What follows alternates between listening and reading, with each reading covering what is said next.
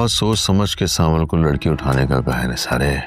एक तीर से कई निशाने लगाए मैंने। किसी ने मुझसे अपने एहसानात और नमक का हिसाब मांग लिया। आज सोच रहा हूँ हिसाब किताब साफ कर ही लूं। गाड़ी में बैठे पिया जी। ड्रामा सीरियल सावल यार पिया में आप व्यूवर्स वो होने जा रहा है जिसकी तवक्को ना मुझे थी और ना आपको। सेठ दाऊद बहुत ही शातिर इंसान है और वो सावल की नज़रों में पिया की मोहब्बत देख चुका होता है, इसलिए वो निसार से कहता है कि मैंने सावल का इंतखाब इसलिए किया है क्योंकि मैं जानता हूँ कि वो भी उस लड़की को पसंद करता है, इसीलिए तो वो उनकी वर्कशॉप का कब्ज़ा छुड़ाने की अर्जी मेरे पास लेकर आया था। और अगर वो इनकार करेगा ये सब करने से तो फिर मैं उसको भी रास्ते से हटा दूंगा। और ये सब पीछे खड़ी हुई सुन रही होती है आलियार की अम्मी और उसे अब यकीन आता है कि आलियार का अपने बाबा पर शक बिल्कुल दुरुस्त था। अब सावल जाता है जब घर तो वो टीपू से कहेगा कि टीपू अब हमें पिया को हर सूरत में सेठ दाऊद के हवाले करना होगा क्योंकि अब जो भी होगा देखा जाएगा और इसकी तैयारी तुम शुरू कर दो। इस तरह टीपू अब सावल के साथ गाड़ी में बैठ जाता है और जब पिया यूनिवर्सिटी जा रही होती है तो सावल उसके सामने अपनी गाड़ी जाकर रोक देता है और पिया से कहता है कि पिया जी गाड़ी में बैठी।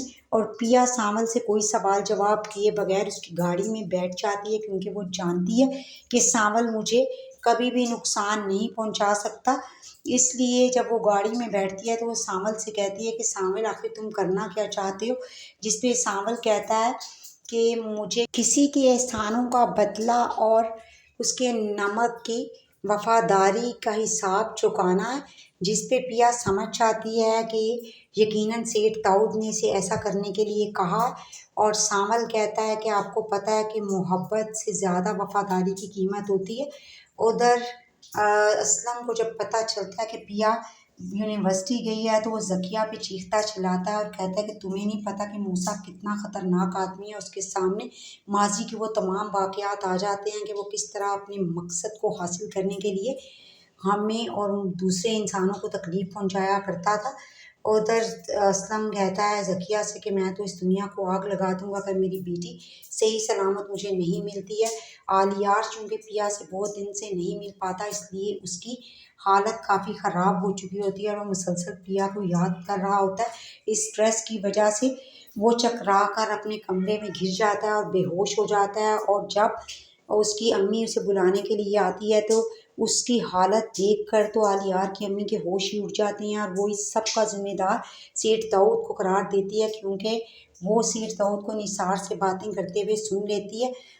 उधर सावल मुझे लगता है व्यूवर्स के पिया को सेठ दाऊद के हवाले सिर्फ़ और सिर्फ इसलिए कर रहा है कि वो सेठ दाऊद का एतमाद जीतना चाहता है क्योंकि वो जानता है कि अगर वो ऐसा नहीं करेगा तो सेठ दाऊद उसे भी नुकसान पहुंचाएगा और पिया को भी।